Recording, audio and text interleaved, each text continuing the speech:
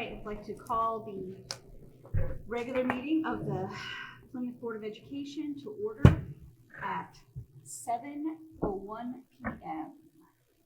Please stand for the pledge to the flag. I pledge allegiance to the flag of the United States of America and to the republic for which it stands, one nation, under God, indivisible, with liberty and justice for all. Yes, please join us for a moment of silence as well.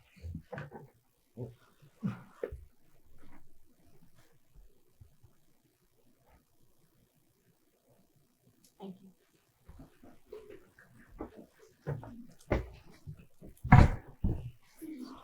All right, item number 2, adoption of the agenda. I'd like to entertain a motion to adopt the agenda as presented. So moved. Is that Dick? I'll second it. Second, Greg. Any discussion? All in favor? Aye. Any opposed? Any abstentions? Motion carries. Item number 3, I'd like to entertain a motion to approve the minutes of the special meeting of the Plymouth Board of Education retreat of August 21st, 2024, and the minutes of the regular meeting of the Plymouth Board of Education of August 21st, 2024. So moved. Second. Mr. Perugino, Mr. Foote, second. Any discussion? All in favor? Aye. Opposed? Abstentions? Motion carries. Now we're on to item number 4, presentation district assessment.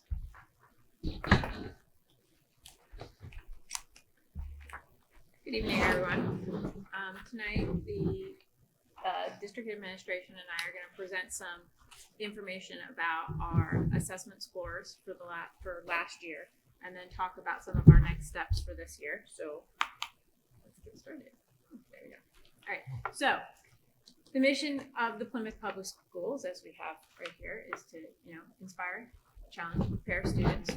And we have 4 different goal areas that we focus on in that process. This evening's presentation is going to focus specifically on academic achievement. So we're going to go through some of our benchmark testing for our youngest students who don't take state tests. And then we're going to go through some of the state test data that we have collected over the last year and talk about what our plans for moving forward are. So with that said, we all acknowledge that the test scores that we get back from state testing and even from our benchmark testing are only a very small slice of what goes on here every single day. It's the stuff that we can test easily. Some of the stuff that is at least as important as reading and math are things that we often can't test because of the fact that it is difficult to assess other qualities that students have, like their compassion and their empathy and their ability to get along with others and stuff is much harder to assess. So our standardized test scores, while they are one measure of what goes on here every day, don't necessarily represent all of the wonderful work that our staff is doing, especially for some of those areas that are harder to assess.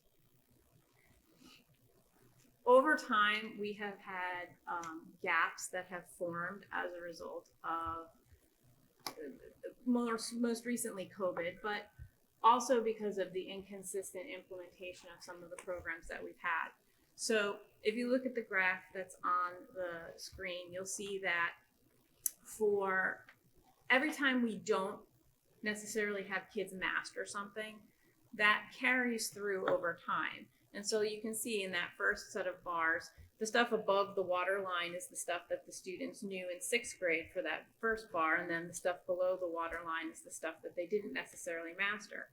That carries through into 7th grade, and it makes it harder for them to learn some of the 7th grade material, which means more stuff is below the water line. And then as they go into 8th grade, the stuff from 6th and 7th grade that they didn't necessarily master makes it harder to learn the 8th grade materials, and now you end up with more stuff below the water line.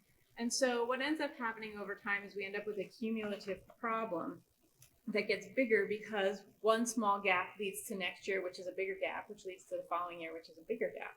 And one of the things that we've really been trying to do over the last few years is to try to align our programs and our instruction such that we can start to close those gaps up and start to make up some of those differences that we've seen appear, especially in our students who were here a few years ago when we had all of that disruptive schooling. And so today what we're going to do is we're going to talk a little bit about where we are at this point in time, and then we're going to talk about some of the things that we have changed and are hoping will improve some of the data you're going to see today. And then also we're going to talk about what are we going to do as we start moving forward. And with that, I'm going to hand it over to him.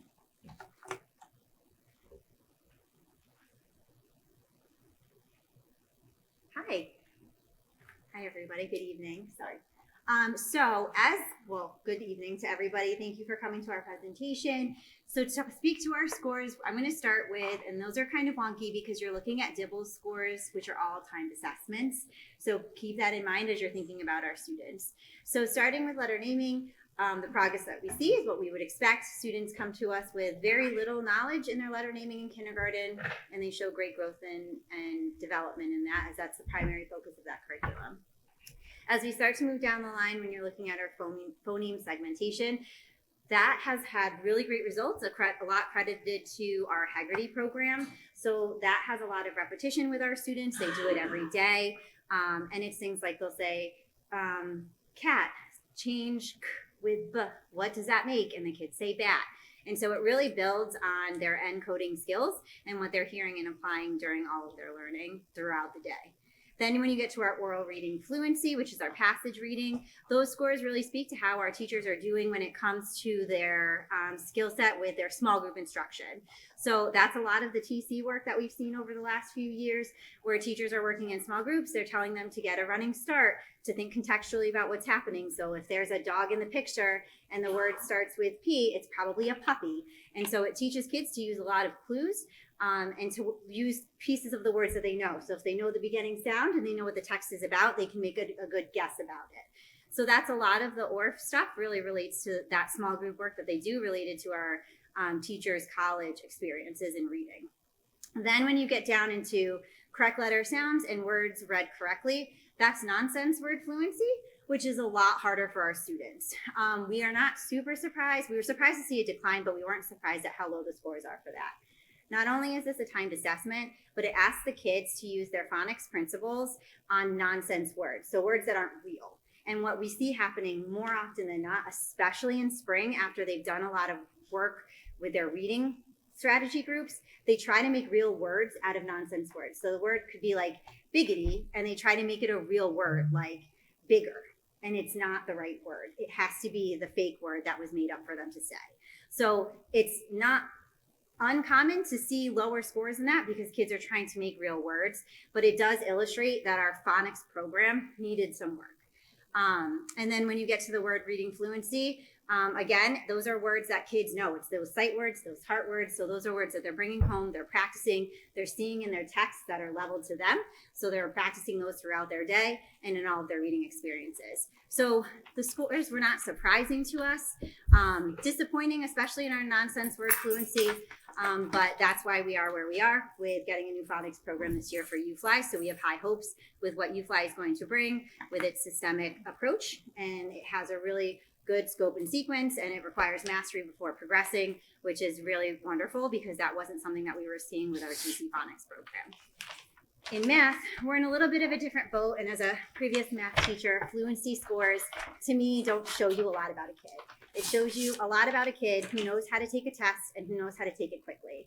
It's our timed assessment where kids are doing math facts. And what's really hard about that is kids these ages have a tendency to want to go in order. So they don't skip around and do the ones they know. They'll get stuck on something like 9 plus 7 and they'll sit on it. And it's a 2-minute test with like 20 something questions, and they'll sit there for a good like 30 seconds trying to count on using their fingers and toes. And then by the time they get to the next 3 that they know, the test time is over and they don't get to show what they actually know. This is an ongoing conversation we have in our groups with our teachers, and we talk a lot about when you give it to the kids without the timing, they do really well.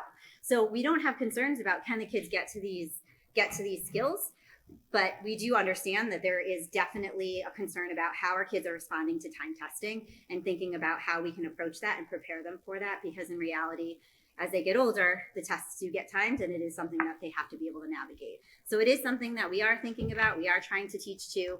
But again, that's one of those kind of non-measurable and hard things to teach kids at very young ages because they just want to get it right and they want to do the whole thing. The untold story is how well we're doing with our current district math assessments. So in previous years, we've talked about how those have been a struggle. And in our second year, we had really great scores coming out of our math assessments in our classrooms, which really showed that our teachers got really comfortable with the content. And the next hardest part was teaching kids to do how to take that test. So for example, in kindergarten, they had multiple choice, but they could pick more than one answer, which isn't a natural desire for a kid. They want to pick one right answer. And so teaching them how to navigate that test, we did even better with that this past year. So we saw scores increase, and we continue to expect those scores now that we're in third year of implementation. We expect to see those scores continue to increase as our teachers get to be more experts in the content and our kids get to be better knowledgeable about how to take those tests and how to approach that. So with that being said, how are we going to do improvement for this upcoming year? So we intend to use our common planning time to align, interpret, and design our wit and wisdom lessons for literacy instruction. So we're talking about, instead of our small group words or small group work, just targeting reading strategies in isolation, the wit and wisdom program is really designed to develop background knowledge. And so our focus on word reading fluency would come out of our phonics programming of UFly. And then our teachers would be working together to provide really rich lessons with wit and wisdom to help them apply their phonics skills to their reading that they would be doing with their decodable work throughout the year. That's a lot of big schooly words for you. Decodables are like texts that are at their levels with words that they know and appropriate for what they're learning, that they then would see in their UFly, which is their phonics work, on a repetitive basis. And then they read that at home along with passages for homework. So it's like a through line for that. So we want to give teachers time to develop and align all of that work. We want to give them professional development for how that all works together, the system I just talked to you about, and then use coaching and peer observations this year, which is going to be different. Instead of doing school-based walkthroughs, we want to do school-based partnerships, and teachers are going to work together to kind of go through the wit and wisdom work, the UFly work, their math work, and kind of have partnerships so that they have somebody to collaborate with and they're giving thoughtful and meaningful feedback with, and then include coaches on those conversations. So that's how we intend to move our work forward. That was super fast. Questions? Yes. Yes, hi. Hi. I apologize that I was late. I was at my own open house. But my question is, you said that the students are not ready for time testing. Have you done any progress monitoring on nonsense word fluency, like once a week? So that was really related to their fact fluency. So that's the part that gets them really tripped up in fact fluency, is the time testing part. So that's where we time them on how fast and quickly they can do like their math facts. And so that was a lower scoring item for us, for sure. And that has a lot to do with when kids go to take that test, they start to freeze. And so we have given them those tests without the timing, and they do well. They do significantly better than how they do under the time constraint. But once you put that layer on, they start to really panic, and then they just don't get through the test as quickly as they could. And they make a lot of errors under that pressure. So there's no progress monitoring it under math at all? No, there is. So fact fluency is one component. And then we have all of our units of study. We have 15 assessments that we do for our units of study for each grade level. Hey, Michelle, I think the hard part when I was talking with Kim about trying to get that, there are 16 units and the numbers on the screen would have been outrageous. So we have 16 unit tests that they take in each grade level, 15 or 16, depending on the grade level. And that's where we're seeing some significant growth by utilizing consistent materials and programs with our kids. And so, again, closing those gaps. But that's not on here. So, Okay. yeah. Other questions? Okay. Thank you for your time.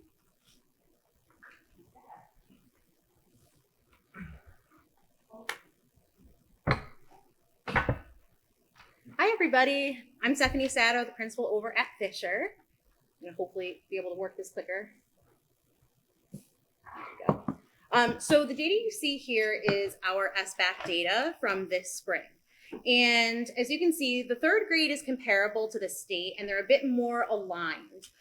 So some of the curriculum we've been using and the programs we've been using shows that alignment through the test scores.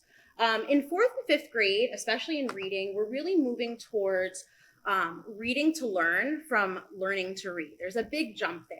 And some of that you can see reflected in these scores. Students are now providing evidence, they're going back into the text. And with the science of reading, we've learned there were some weaknesses in the Teachers College approach that you'll see in our next slide. We're going to be kind of working on improving as we move forward. In math, we definitely know that we need to focus more on our alignment with word problems. That's also been an area of weakness that you can see here in our scores. And in NGSS, it's fairly comparable to the state. What's really been amazing in the building is that we have a STEM teacher, and as that teacher and we work with her to develop the curriculum more fully and become more advanced in that curriculum, we anticipate that those scores are going to continue to increase. Moving forward, we have our new reading program, Wit and Wisdom, which is more aligned with the science of reading. So a big focus for us this year is really focusing on utilizing our common planning time to ensure that teachers have the time to have those discussions about the lessons that they're going to be teaching. They're able to kind of dive in. They're doing that in tandem with a literacy coach so that they're supported, and they're looking at how we can provide equitable instruction to all of our students. We also are working on professional development throughout the year. So this kind of isn't like a one-hit thing that we're doing. We're doing this continuously throughout the year, where they're looking at each module that they're teaching and looking at that before they teach it so they can kind of synthesize the information in it and make sure that they're prepared to teach it. Our instructional coach in literacy is really supporting that by going into classrooms. She's modeling lessons. She's working side by side with our teachers to make sure that she's coaching in on their own instruction. And she's also supporting them at looking at data, so how they can make more instructional moves based on individual student needs that they're seeing on a day-to-day basis. In math, we've been using our Envision program. This is going to be the third year.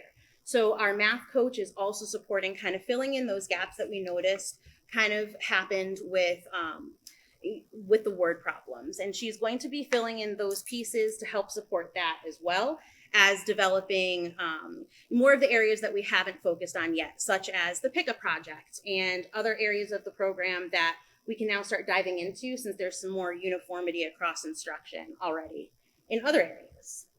And last but not least, we are going to be really looking at data across all of the grade levels throughout several points in the year.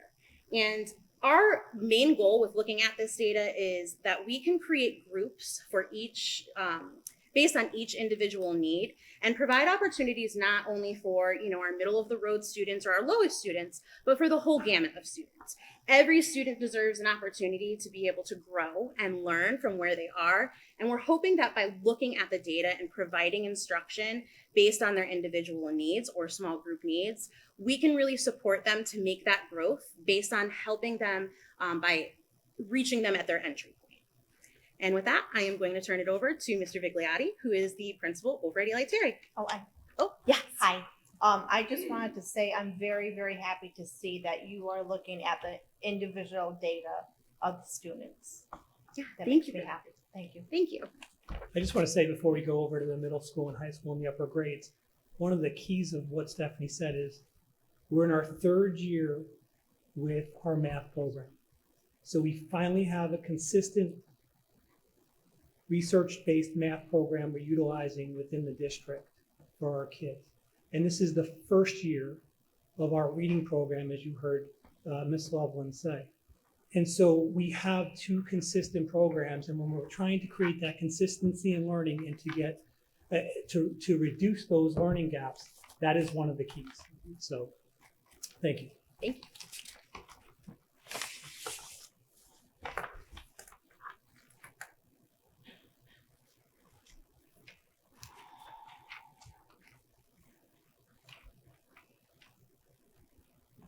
All right, good evening, everybody. So I'm just going to talk to you a little bit, obviously, about the middle school. And what you're looking at up on the screen here is our SBAC data and our NGSS testing data from the spring. Not quite as many numbers to look at as PCS, perhaps, but what you will notice when you look is that for the most part, most of our grade levels are scoring comparable to or above the state average when you look at students who are scoring proficient or above. And, you know, one of the things that we talk about all the time is that we have great kids and we have great teachers. And what we really want to see is we want the data to reflect the effort that everybody's putting in. And so, like Kathleen said at the beginning, you know, the test scores represent what the work that the students did on a few days in May. And in no way does it really capture the totality of the experience, right, that we're trying to provide for them at middle school. That being said, testing is a wonderful opportunity for us to really dig in. So what you don't see up there on the screen are all the subscores and all of the information that we get back from this testing, where we can really see where are students strong and where are our opportunities for growth, so that we can really look at our programs and target our instruction. So moving into this year, you know, what we are fundamentally, you know, about at the middle school is moving students from elementary students, right? They're little kids when they come in, and when they leave, they're going to high school. And it's our job to help them make that transition. And we firmly believe that student achievement and their engagement is really downstream from the experience that us, the adults in the building, are providing for them. And we take that responsibility very seriously.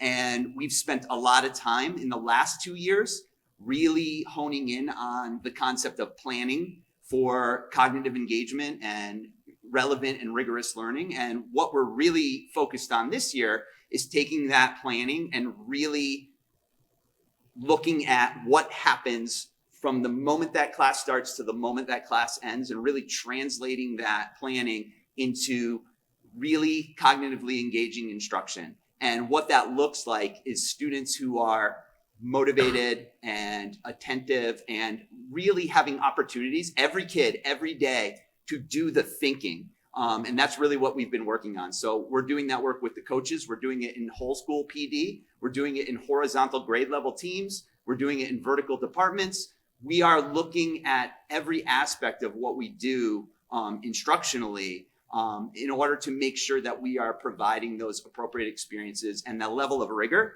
that needs to be there to really step kids from 6th grade to 7th grade to 8th grade and have them ready to take advantage of the opportunities in high school. So, you know, that's some of the work that we're doing with the teachers on the planning and instruction side.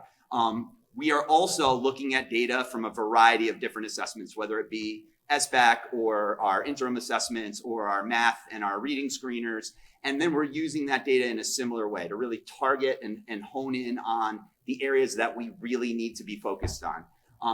And then obviously we also use that in a subsequent, you know, tiered intervention. So we're looking at it across the board to provide these experiences for all students. And then we're really also targeting students who need a little bit more, right, on top of that. Most importantly, you know, we're really just trying to give the kids a great experience so they enjoy school and they want to come to school. And that's really, you know, something that I know Superintendent Falcone, we've talked about many times. You know, students, when they come out of elementary school, they still have that little kid. They got that sparkle in their eye. They're excited. Sometimes by the time they get to high school, they've had enough school. And I really believe that middle school is the missing piece in that. And we're working really hard to try to understand as a faculty, what are those factors that impact student motivation? And how do our actions as adults help those students to hold the types of beliefs about themselves that allow them to come into school every day and feel great and feel motivated and want to do well.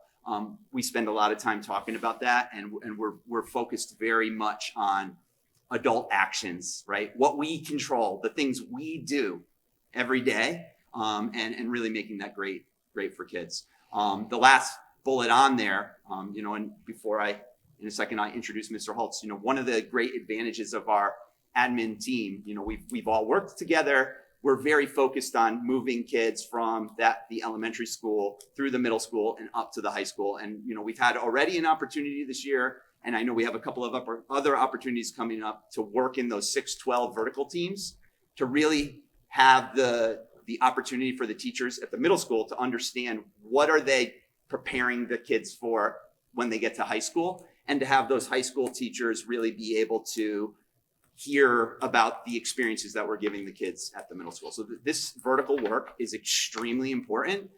It's really difficult work to do and do well, but we are really working hard at it. So that being said, I'm going to turn things over to Mr. Holtz.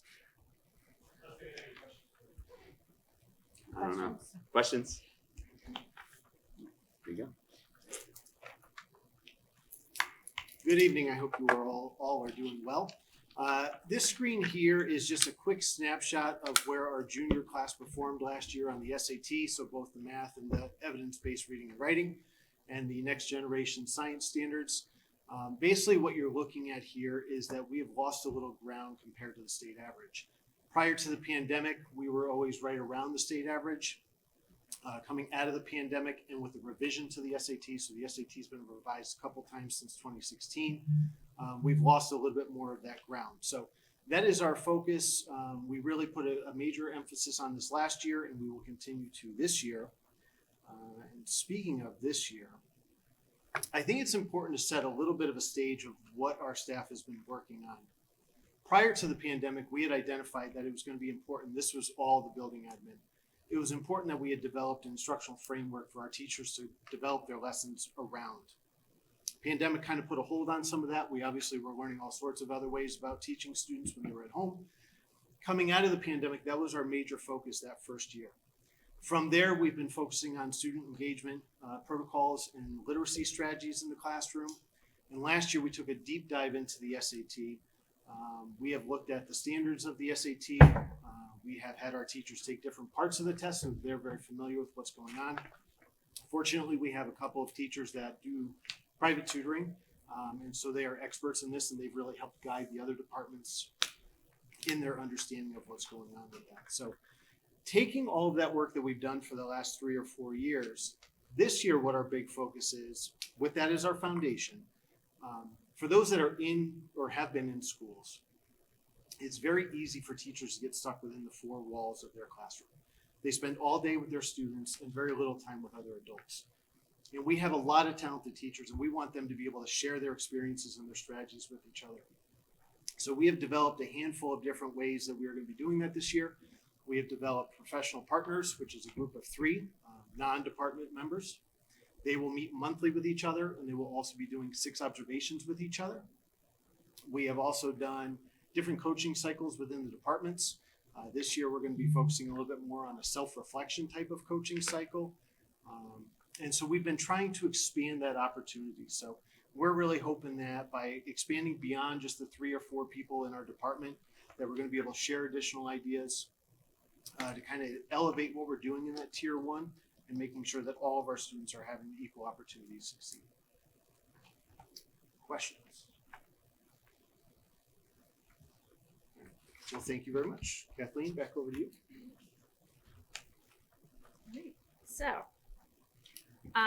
our elementary and our secondary administrators have kind of gone over their specific plans around some of these next steps in terms of talking about how they're using their common planning time, how they're building common experiences for kids, how they're implementing some of the new programs that we have available and working on lesson design. I did want to highlight a couple of things for special ed, which didn't come up specifically, but I wanted Beth to, have her moment. Some of the stuff that we're doing with special ed is our Apple teachers have been working to align the Apple curriculum K through 12. So they've been talking about the various skills that students in the Apple program need to develop over time and how they're going to structure the learning across that grade span and up into our transition program to ensure that they get those experiences that they need. The other thing is that our several of our special ed teachers have been trained and are being trained for Wilson so that we have more capacity to help our students with reading disabilities. And then the other piece of it is some of our related service providers are working to develop better strategies around trauma-informed practices. So this is our counseling staff, our school social workers and psychologists are trying to kind of beef up their understanding of that information so that they can better support some of our students who have behavioral difficulties as a result of trauma. For the district level, for professional development, the building administrators have mentioned a couple of different PDs that have been going on either last year or this year or a combination of both, including the new reading program, which is Wit and Wisdom and U-Fly. Also, I believe they talked about the cognitive engagement strategies and the reading support that we've been providing for the teachers at the middle and the high school.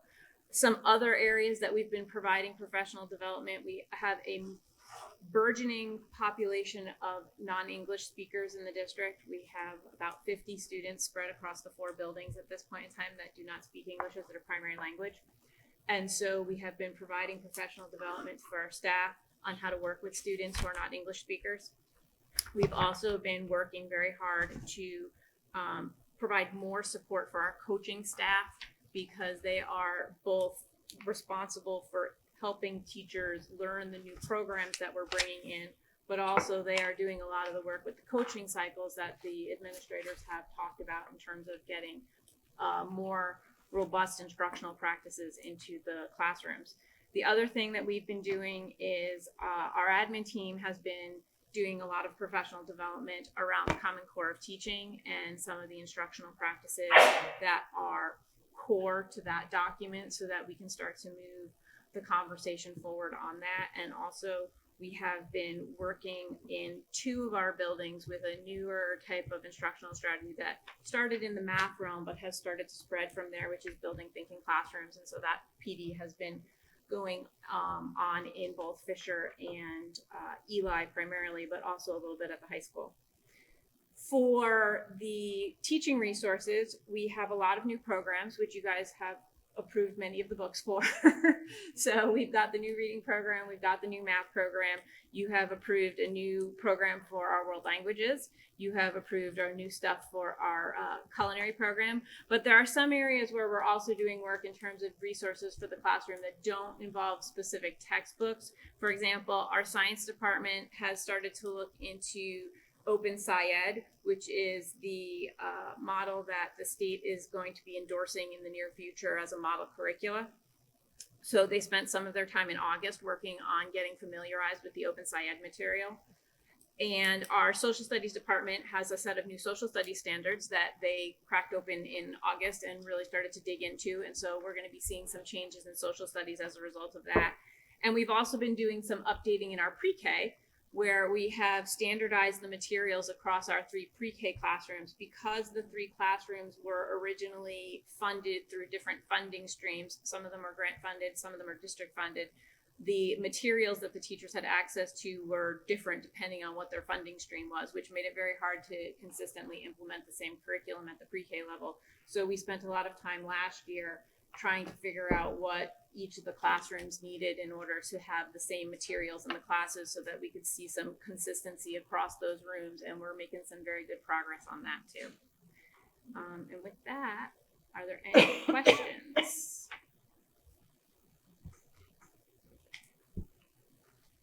Anyone? I think some of the key words are consistency, common learning experience, utilization of programs that are research-based and that we've done our work on. And you notice there's a lot of new because we do need to move these scores. We have the right administration, we have the right teachers. It's getting using our time appropriately and getting the right supplies in their hands. This presentation will be posted on our website tomorrow for parents, so you'll have access to this, or community members. And for the board, it will be emailed to you, so you'll have it on your computers as well.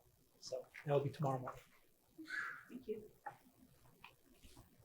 All right, we are moving on to Just one more thing, for our administration, unless the board has concern, I'd like to let them go. They have an early start to tomorrow's day and they've been here pretty late. So if you don't mind, if we could let them go, then you guys are all set. Thank you.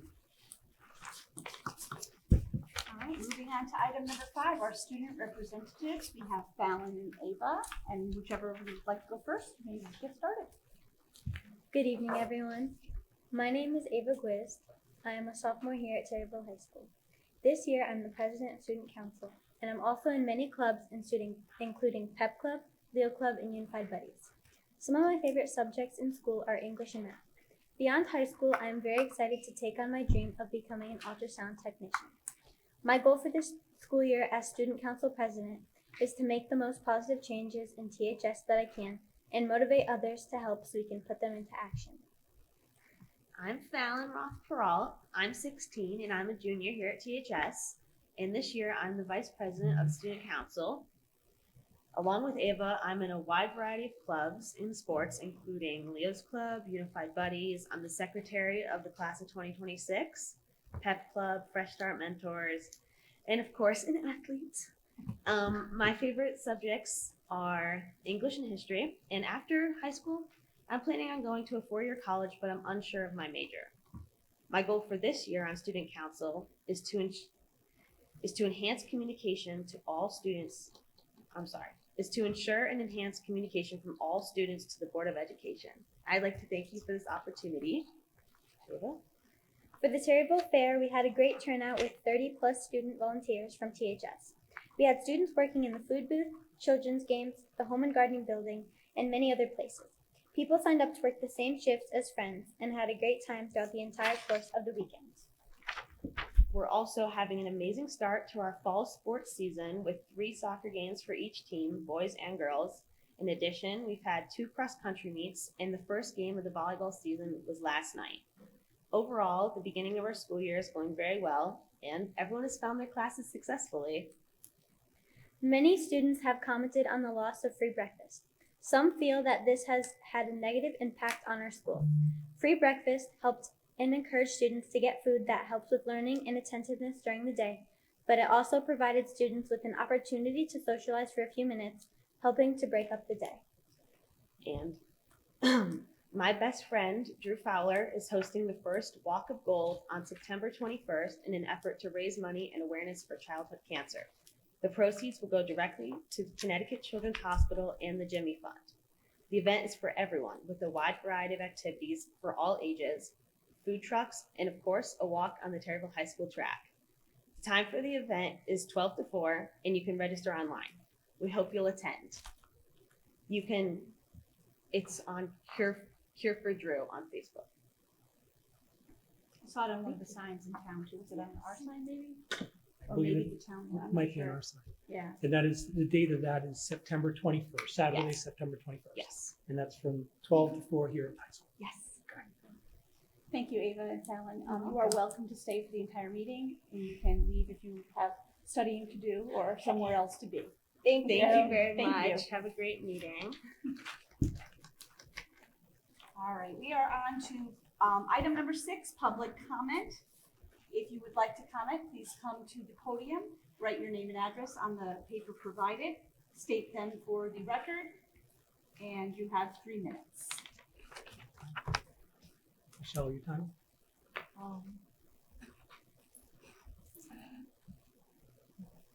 Set timer for 3 minutes.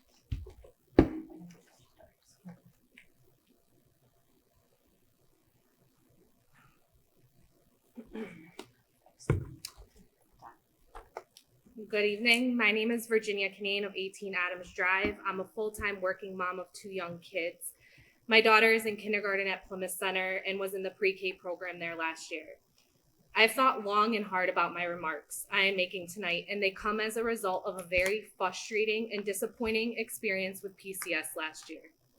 My frustrations and thoughts have stewed all summer, and when I talked to more and more parents who have the same frustrations as me, I decided it was time I say something formally. Unfortunately, I have a lot to say, and we'll have to break this up between the 2 public comment sections due to time limits. There are 3 main topics I will hit on: parent involvement, communication, and before and after care.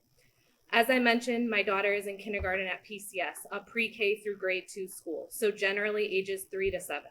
Such a special time in these children's lives, the beginning of their school career, a time when school should be fun, exciting, challenging, creative.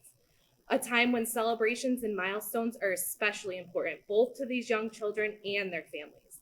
A time where I think parents and families should be allowed to be involved in the school community.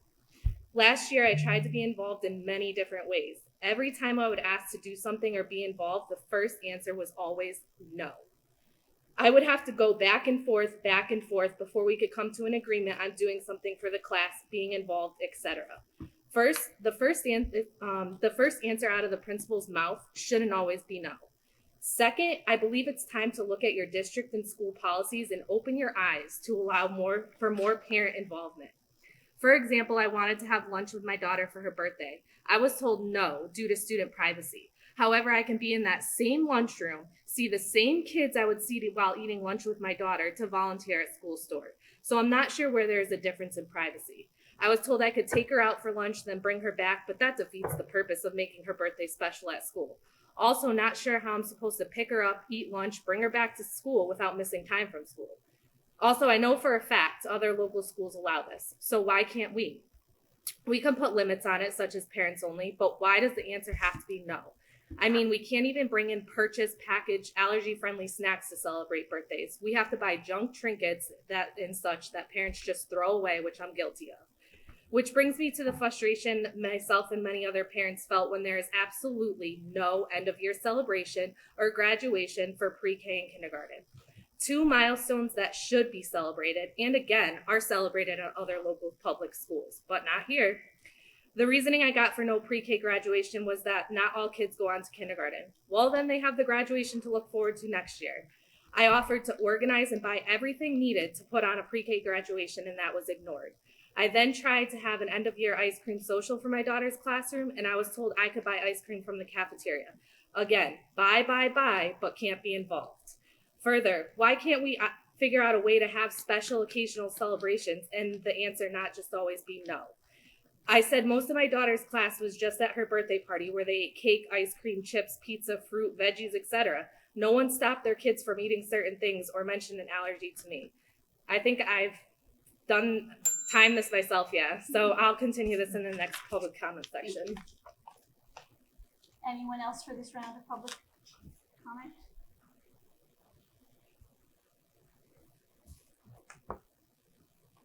Hi, Becca Allen, 17 Megan Boulevard in Plymouth. Honestly, my comments are completely just arise just from listening to what Virginia was saying. While I can understand the frustration that she is experiencing, my daughter has food allergy. So imagine your child is in kindergarten and everyone brings in they bring in cupcakes for birthday. I have no way to know that this is about to happen. So at the end of the day, I see a picture of my daughter eating goldfish while everyone else enjoys a cupcake. That's the reason that we have these rules in place. So I would never want them to change the policy about being able to bring in outside food to give to a classroom. But again, I can understand your frustration with being told no.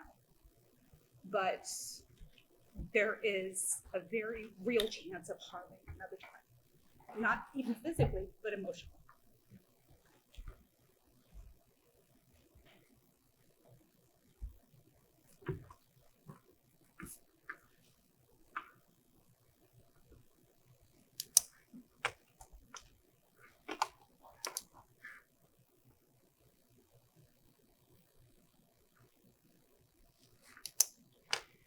Erica Lavoie, 2 Magnolia Lane. So my first comment is going to be in regards to the district assessment. So I'm curious as to how it was decided to incorporate phonics into our district at an elementary level.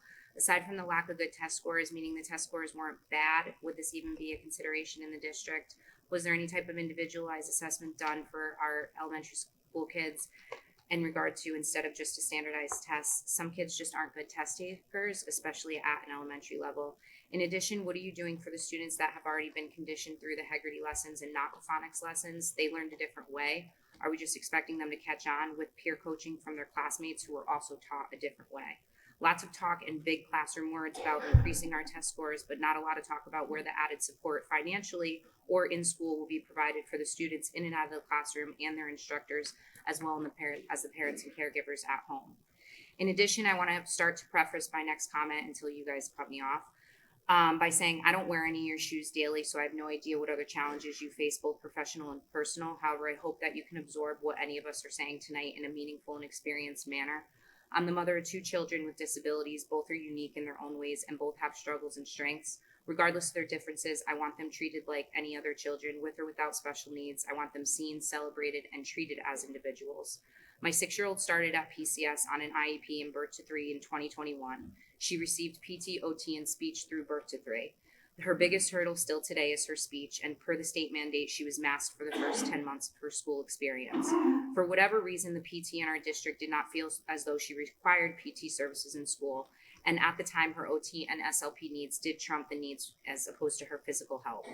She was in the full-day pre-K program at PCS for pre-K 3 and 4 with Sarah Trudeau, who is an absolutely wonderful individual and no doubt does a direct connection with each children that she has in her classroom. My husband and I always knew that our daughter was different, and finally, after consistently asking for further examination from medical professionals, we were given the option to see a geneticist and have her tested.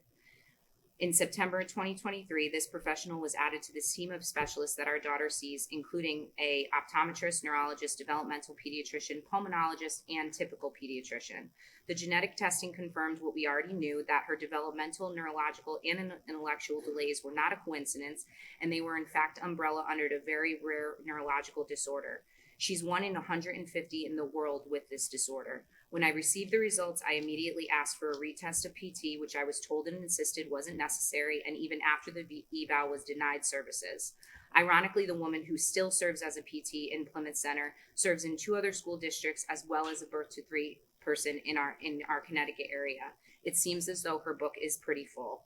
Throughout my daughter's 3 years at PCS, she's had multiple unexplained injuries, and due to her communication limitations, many times had no explanation when she got home how she was injured.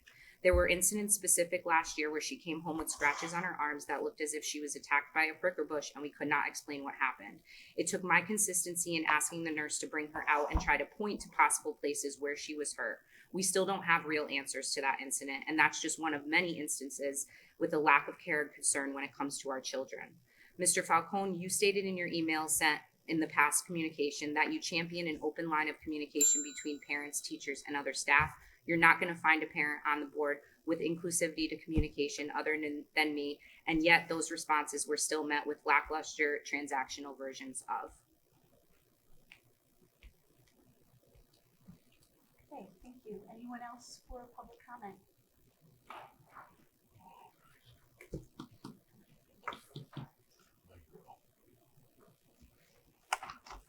Melanie Church, 328 Main Street. The reason I'm coming forward, last night I was at another meeting, and it was brought to my attention, we do not have a school resource officer anymore. What is being done for protection of our children? Not that he can be in all 4 schools, but if anything major happens, how is this being dealt with? And why was this person relieved of their duties? I thought they were here last year, and when somebody brought it up, they were pretty upset. So I'm bringing it forward to you to ask the question and maybe give an answer to the public. I'm sure as a parent, I know I would want my children safe. And I'm going to say something else. Any school I've ever gone to, it's always been open they always encouraged parents to come in and help. Sometimes you're running a program, and as one teacher, you can't do it all. And by having parents part of it, they're like part of the community. And maybe you should look into that to resolve some of this. But I think that part is important for the child and the parent to be able to talk about what goes on in school, what helps, Thank you.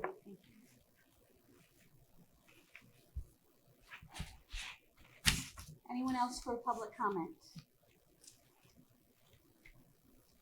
Okay, seeing none, we're going to move on to item number 7, superintendent's update.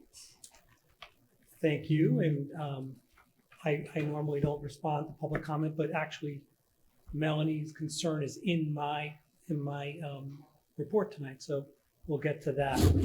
I wanted to start, we had a great opening to our school year. We held various orientations and meet and greets at our elementary schools and in 6th and 9th grade where we transitioned kids over. All of our teachers on the first few days of school had different activities to make students feel comfortable, transition back into school and understand the norms of how our schools run. But overall, our buildings inside and out look great. Our buses had minimal delays and issues.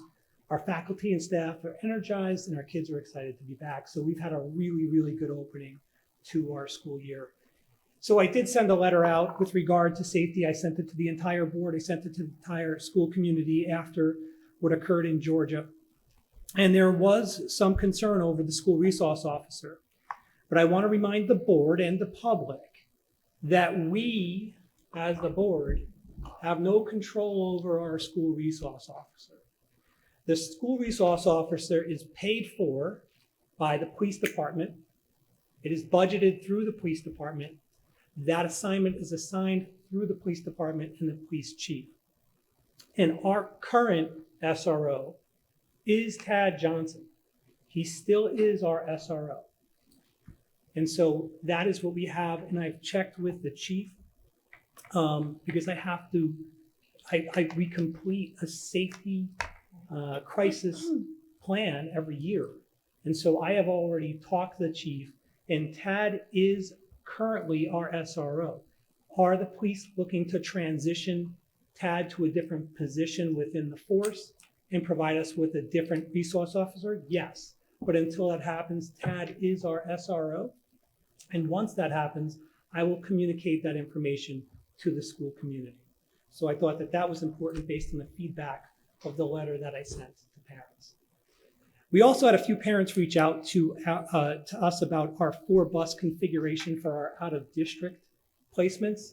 That is new for our school district.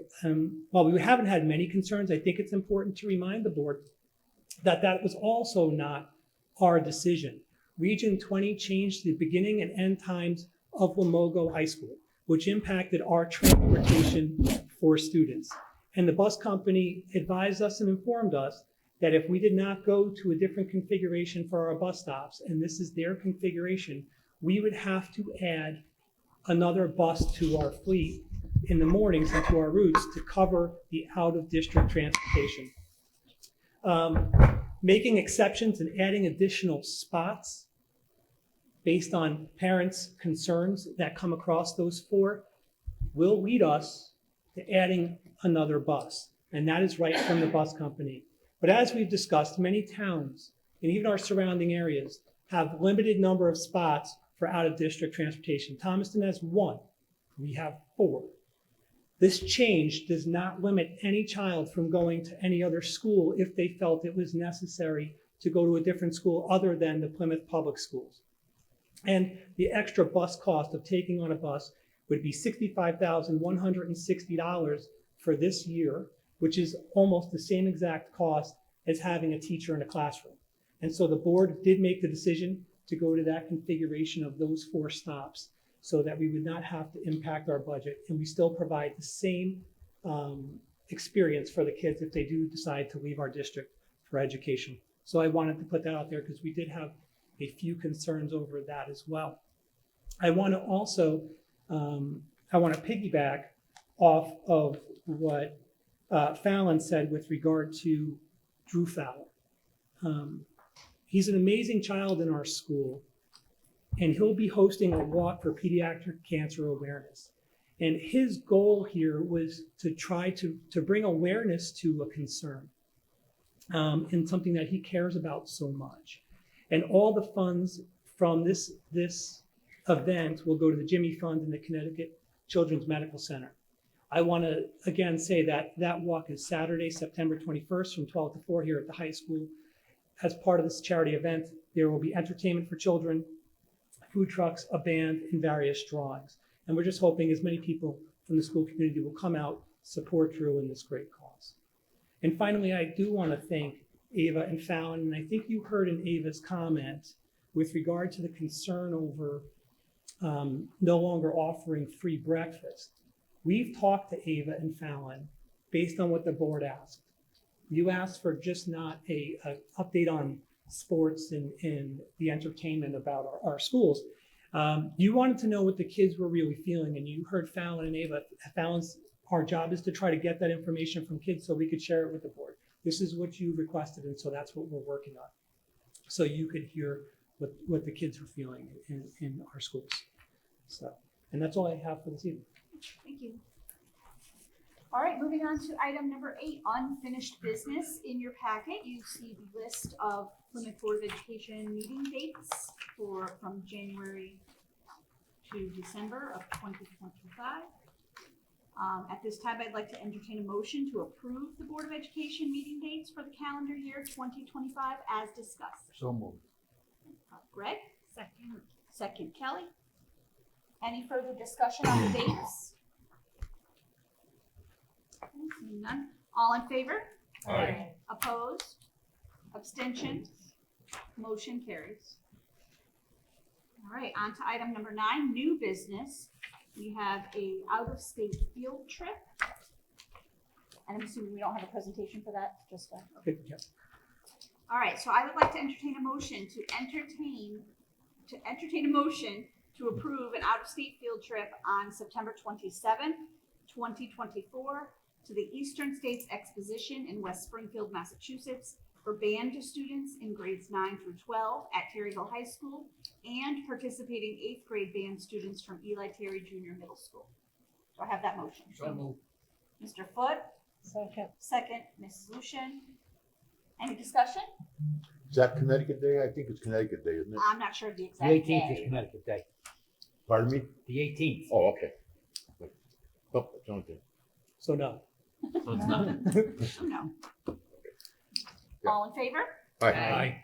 Any opposed? Any abstentions? Motion carries. Item number 10, business managers report and personnel report. Mr. Tin.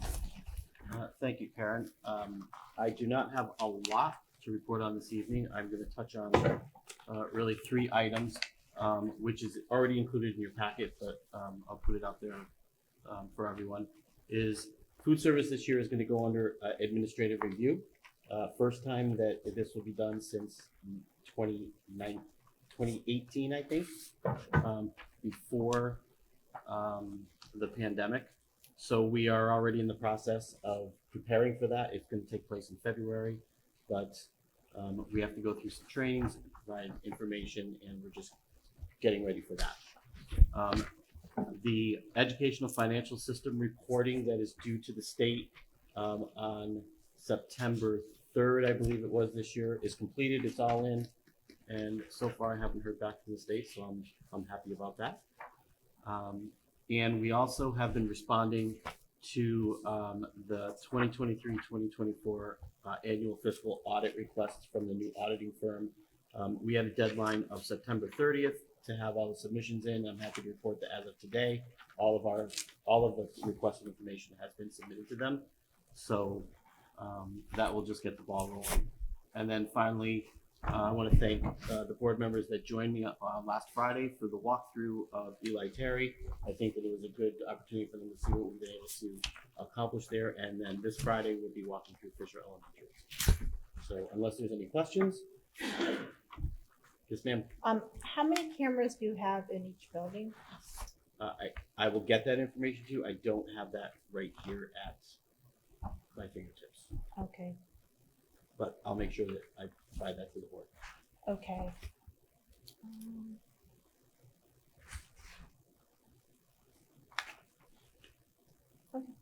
John, do you guys know off the I top was just of going your to say, head? The number of cameras, I It's- don't mind. It's more of the locations and that information. I agree. There are certain things with regard to safety that we cannot share with the public. for our own safety. And I believe I shared that with a parent in an email that was inquiring. And that's why my email out covered basically what we were willing to cover, that we have a new camera system, but the number of cameras. The number would be, okay.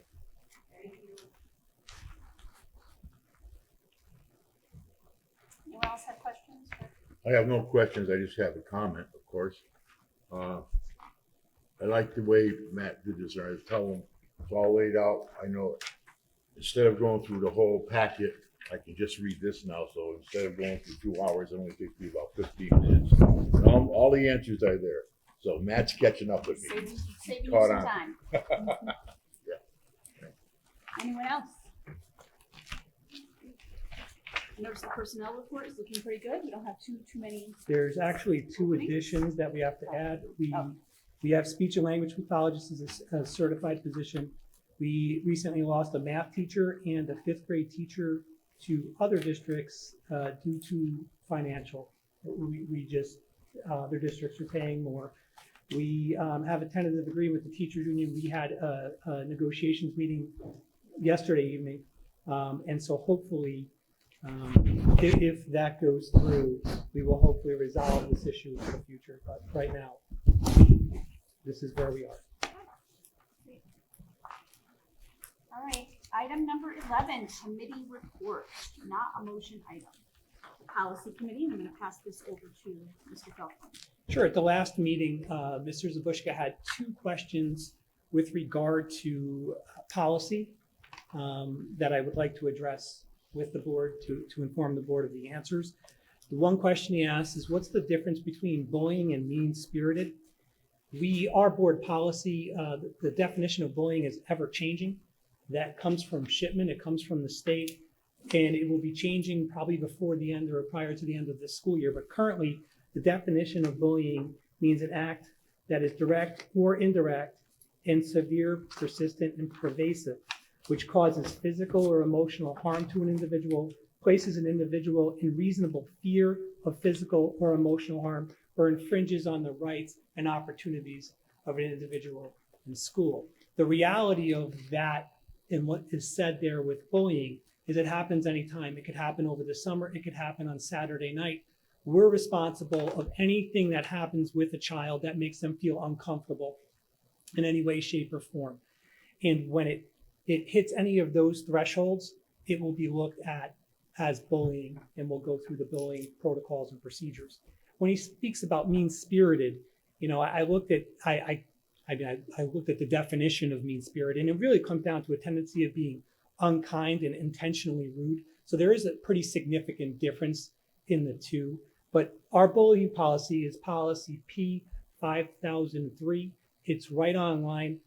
It's there for anyone to see, and it defines bullying by term and by word, whether it be cyberbullying or in-person bullying or physical bullying. It's all right there. So that's our answer to Mr. Zabushka's question for last week with regard to bullying and mean-spirited.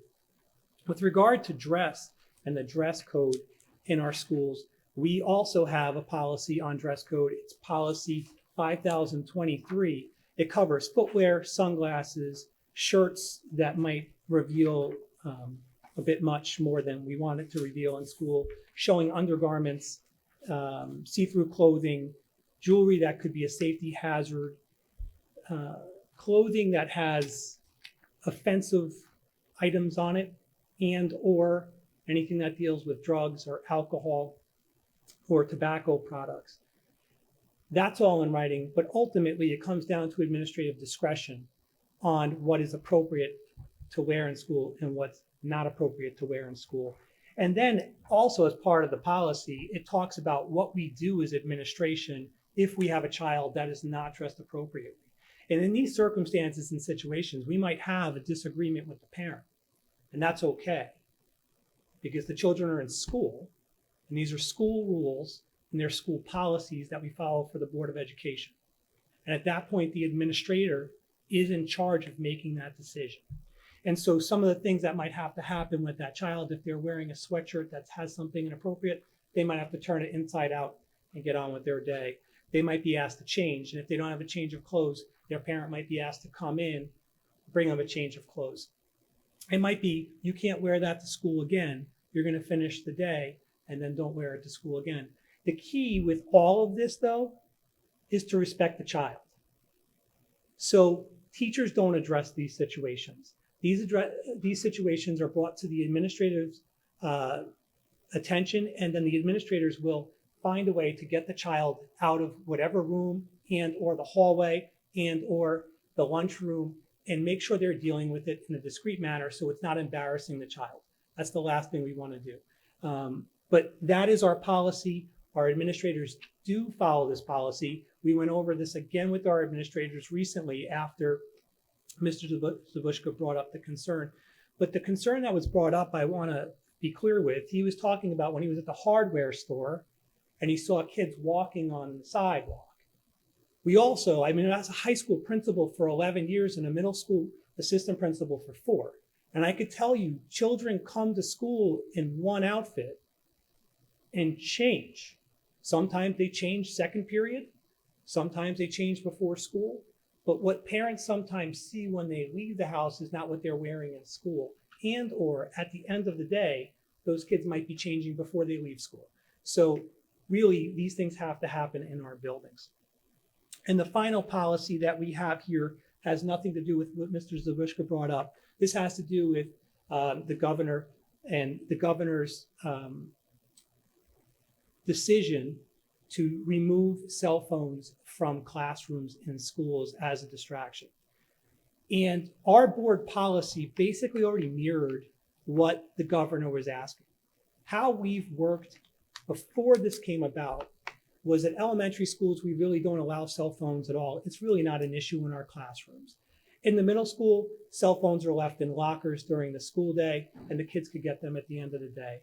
In our high school, kids are allowed to use them in the hallways. They're allowed to use them at study hall. They're allowed to use them in the lunchroom. They are not allowed to use them in classrooms. If we see them, we take them. That's been our policy. That's the policy we have in writing. What we're proposing to align better to what the governor is asking for in the models that we were provided is to have it broken up by age level.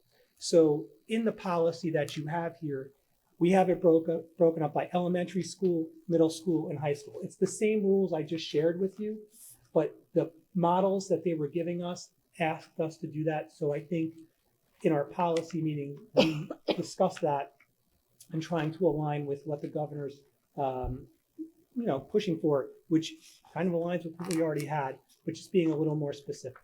And so that's where we are. All right, and the policy subcommittee did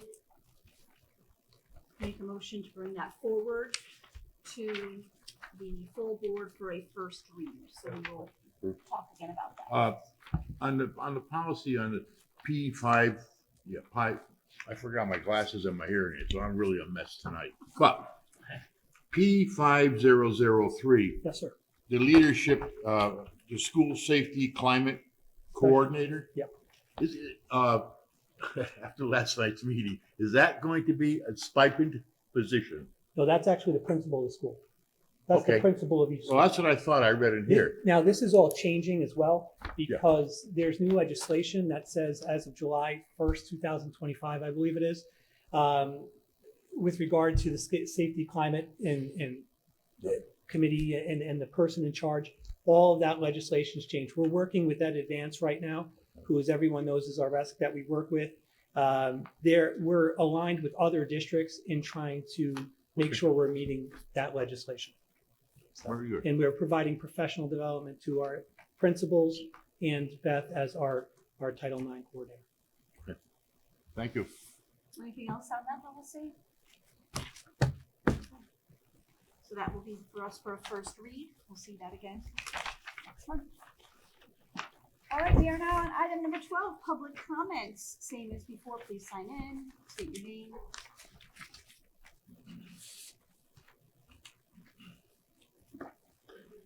Beck Allen, 17 Megan Boulevard, Plymouth. I did have a question in regard to the school entry policies. So my daughter was at Plymouth Center before. This year she is at Fisher.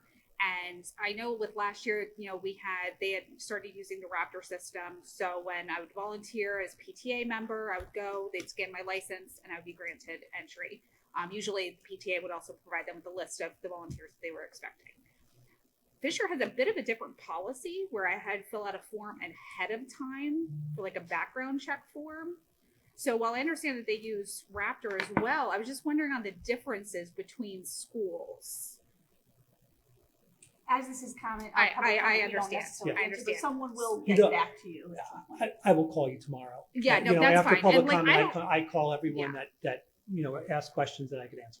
Great. I don't necessarily have a problem with it. I just wasn't sure about the differences between them, and if one was better than the other, then maybe the other one should follow suit.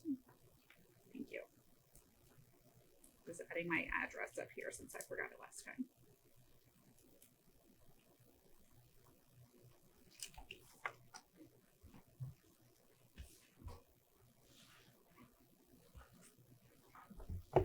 Virginia Canane, 18 Adams Drive. Respectfully, as there was way more to what I was saying than just bringing in food. I tried to do many other things not involving food in any way and was met with pushback and the answer of no. I'm generally talking about parent involvement and giving a small snapshot of my experiences. Only one of the 3 examples I gave involved food. Continuing on, I then offered, after I then offered to buy picture frames, paint supplies, and have the kids paint them, and then we could put a class picture in the frames. But my point is, why did this all need to be so difficult in the first place?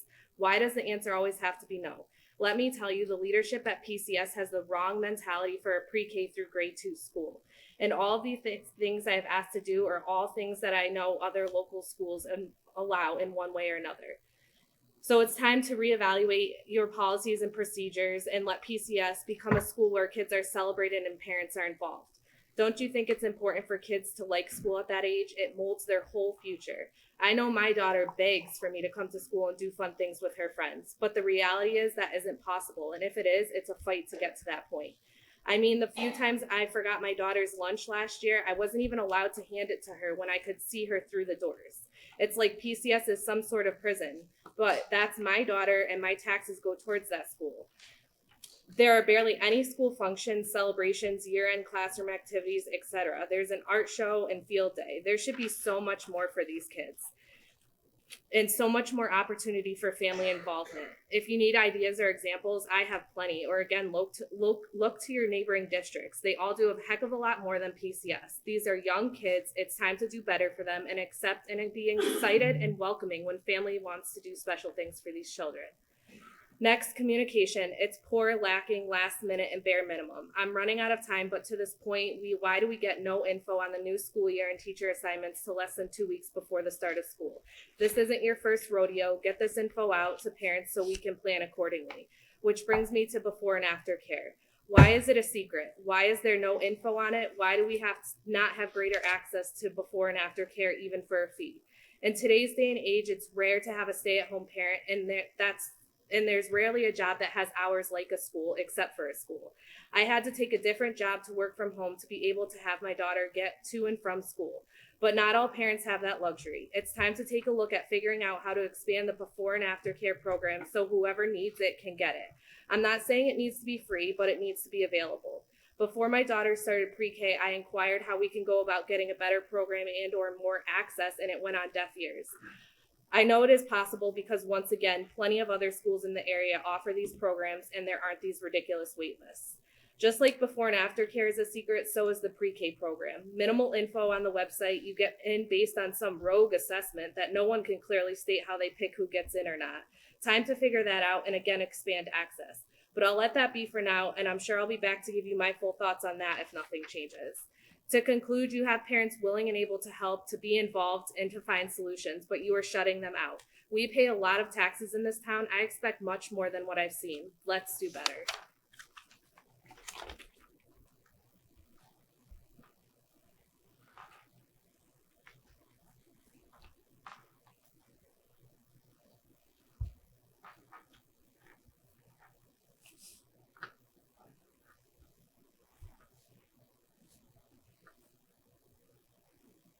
To piggyback onto Eric Lavoie to Magnolia Lane, to piggyback onto what Virginia said as well, in the 3 years that my daughter has been at PCS, I've not once been invited into the school for an award ceremony, assembly, concert, or community occurrence. Aside from the art teacher putting on the art show showcasing the children's work, any other school events that invited parents into the school was for them to spend money like a book fair or a school store. The last time I was invited to the school, not by my asking, was in 2022 by the director of special education at that time, Vicki Reese, who I miss dearly. She asked me to come in and read to Stella's classroom, as well as 3 others, about Down syndrome on World Down Syndrome Day. She also asked for photos of my youngest who has Down syndrome, along with asking other parents of children with Down syndrome or family members with Down syndrome in our community to send in photos to decorate the front doors with. This, along with decorating the doors for autism awareness, have been the only display of inclusivity I've seen in our district in the last 3 years. Our choice to remove our oldest from our district school stems from all of the issues I, as well as other parents, have stated, along with the fact that there's minimal effort made to celebrate family in our district. I respect the fact that everyone's family dynamic is different, so is ours, and that deserves to be recognized. I have family friends whose children attend other district schools, and they have multiple opportunities to bring parents and caregivers into the school. Things like muffins with mom, donuts with dad, grandparents' day, siblings' day, etc. In addition, there are promotion ceremonies to create these core memories and commemorate special moments in our children's lives. I was one of the many parents who was extremely disappointed and distraught that there was not any type of ceremony offered for pre-K or kindergarten grades. In questioning this unfortunate oversight, I was told that it's just the way it is and that there's no room for change.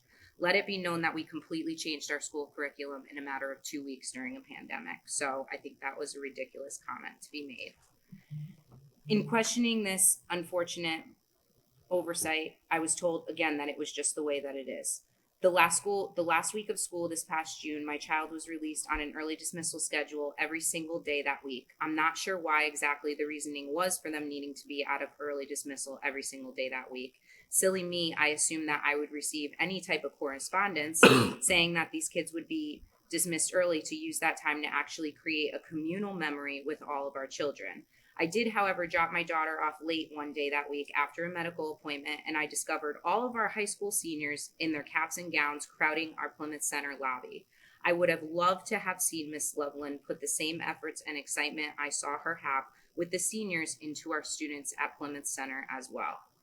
I'm going to leave you with this. I have a 2.5-year-old that will start at Plymouth Center in February of 2025. I'm desperately asking you as a board to do better. My almost 3-year-old is the other half of my heart, and I'm not going to quietly stand by this time and allow for you to steal these important moments from her childhood as well. She, as well as all of the other students in our district, deserve much better.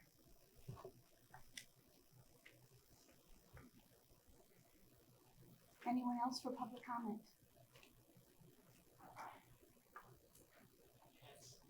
I think I showed up. Welcome. I think we're tangential. You put my 269 multiple. You hit a chord that's near and dear to my heart, Karen.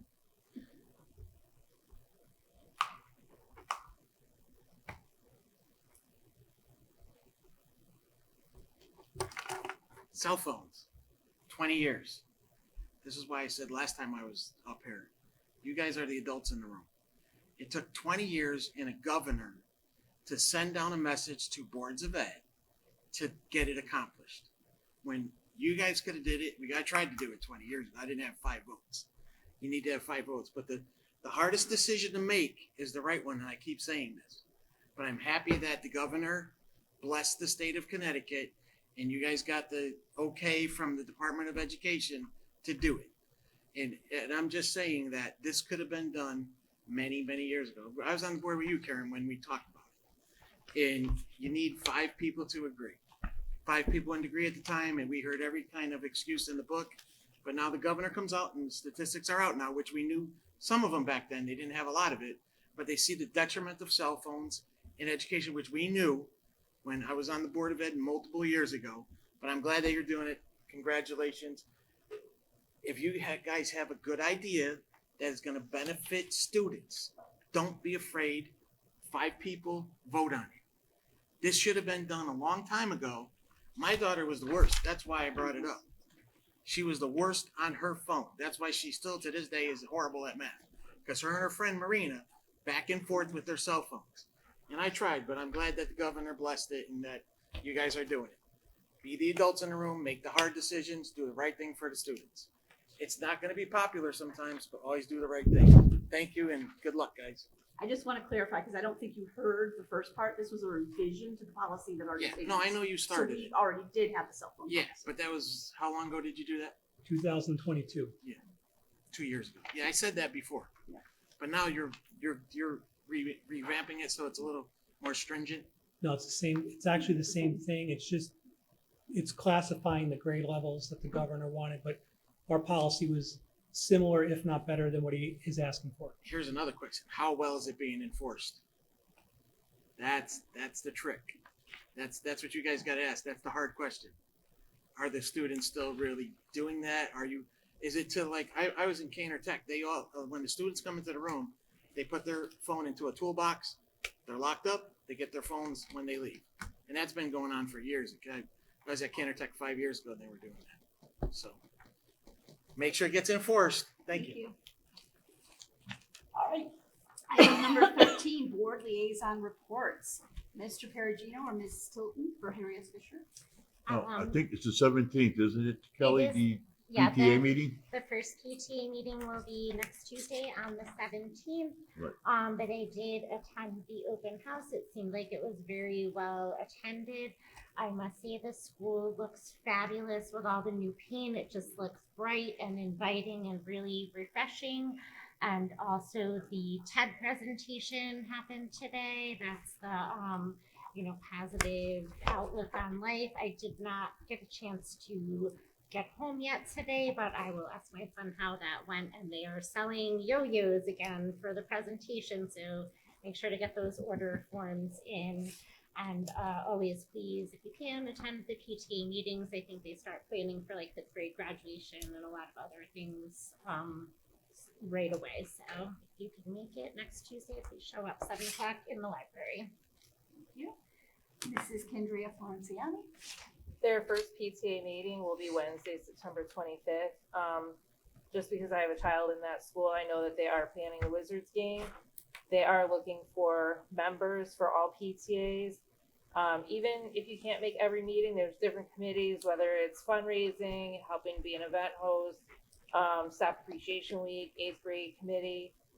So even if you can't make all of the meetings, if you can, at least log on or ask for information to help out in any way, they're always looking for that. It's also a great way to meet new people, and they have a school store this year again. And just to clarify, that was for the middle school. Yep. Mr. Foote, Terryville High School. They haven't met yet. Okay, great. Hear from you soon. Mrs. Tilton, advance.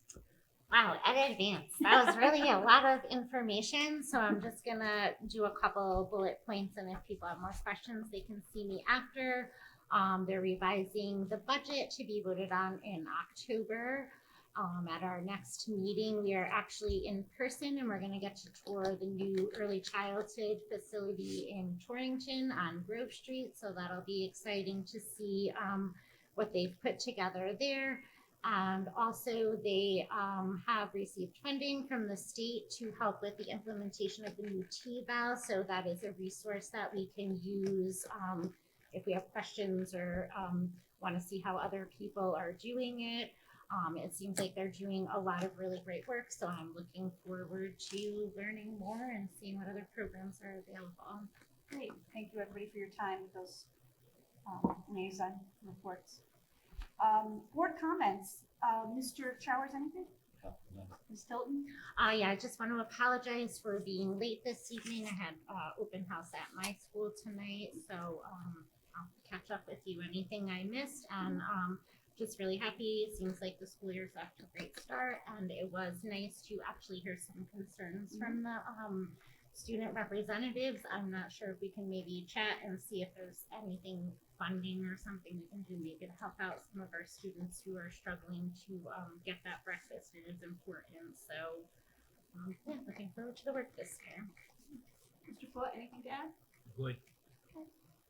Mr. Perugino? Yes, the last board meeting I spoke about capital improvements. I did get a phone call from the chairman of the capital improvements. We'll be meeting with him tomorrow night at 5:30. Yes. So, with that said, like Mr. Tenza said, we tour the schools every Friday, each different schools. And we go with the principal, the head custodian, and Jim Mazon, and members of the facilities committee, and look for different things, what they need, find out what's happening. And with that, we have a list made up. And we are going to present some of that list probably tomorrow evening. No, we're going to present all that list. But pardon me? We're going to present the entire list tomorrow. Well, yeah, okay, yeah. Well, basically what it is, it's stuff we can't put in the budget because it's millions of dollars. But I mean, but also we're going to show them what we've done with the money that we have through our budget. So tomorrow night, like I say, hopefully everything will come out. Maybe next month we can give a report back. So, and I also like the presentation. I mean, everything takes time. It just doesn't happen overnight. It's going to take time, and we know it. So, I want to thank the teachers for negotiations for the past 2 or 3 weeks, month. Finally, we settled last night. So it was very interesting, and I'm very proud of our teachers, and I'm very proud of our negotiation team. Thank you. We walked the building. The middle school looks beautiful. I'll walk Fisher to see what Kelly saw. A lot of work's being done around the buildings, so that's great. Yeah, I just wanted to thank all the parents and the public that came out tonight. Even if you just sat there and listened, you came out to support the community and your students, and thanks for the public comments. I agree. We appreciate anyone, good or bad, we appreciate the comments and we do take them into consideration. So thank you, and please continue to do so. Item number 15, our next board meeting is on Wednesday, October 9th, 2024 at 7 p.m. here in the cafeteria at Terryville High School. Item number 19, I would like a motion to adjourn at 8:27 p.m. So moved. So Mr. Showers. Second, Mr. Perugino. All in favor? Aye. Motion carries. We are adjourned.